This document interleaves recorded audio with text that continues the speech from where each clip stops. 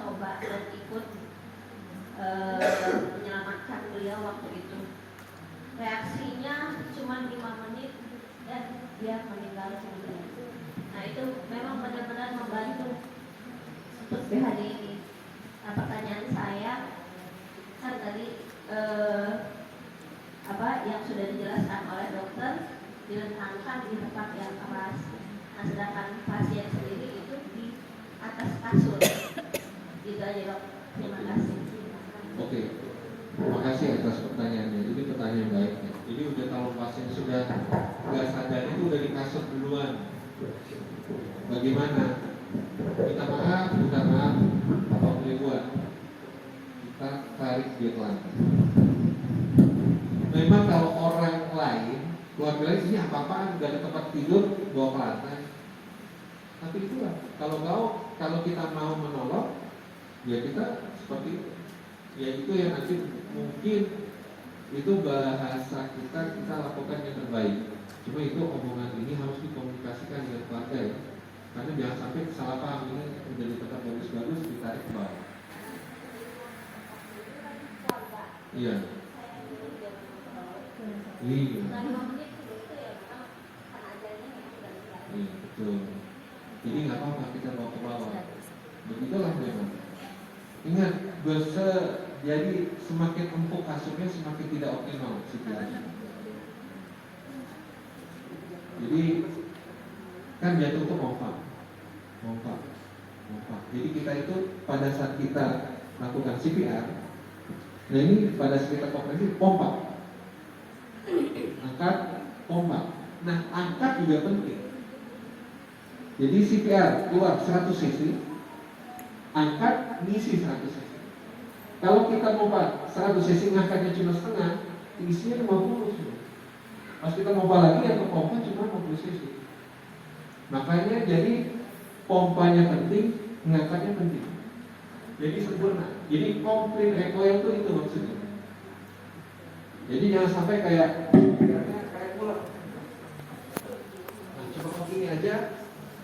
Ini nggak optimal. Jadi rumah harus ini keangkat. Ya. Tadi dokter menjelaskan kalau orang awam tidak perlu memberikan obat-obatan atau tidak perlu pengecekan hati. Nah, kalau untuk orang awam itu setelah 30 kali kompresi apakah harus dicek pernapasan atau tidak? Betul. Jadi kalau orang awam tidak berlatih, begini, kalau orang awam tidak terlatih, kita tidak menganjurkan cek nadi sama bantuan nafas. Kalau orang awam terlatih, ya boleh dong, ya boleh.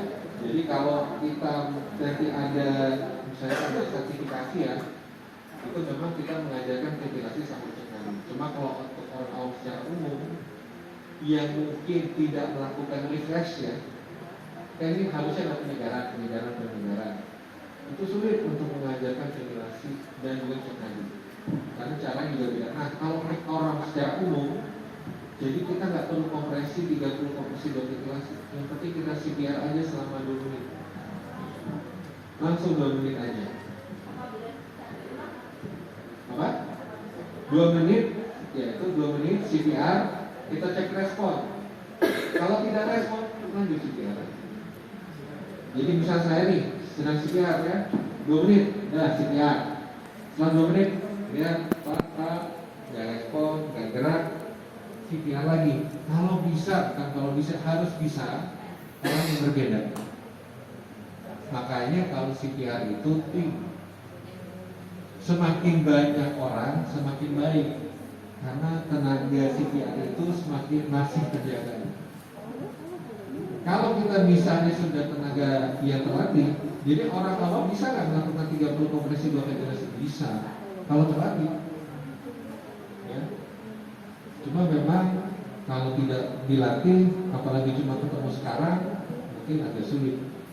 Kenapa? Kami takut konsentrasi CPR-nya itu terpecah.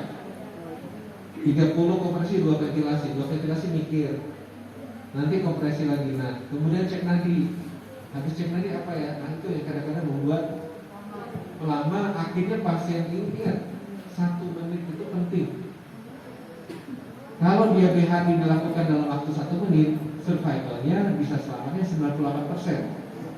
3 menit, kita tunda 2 menit doang, langsung turun. Kemungkinan selamatnya cuma 50%. Makanya penting waktu di situ. Jadi makanya untuk orang awam kita tidak ingin periksa nadi, memberikan nafas itu menunda rekan-rekan untuk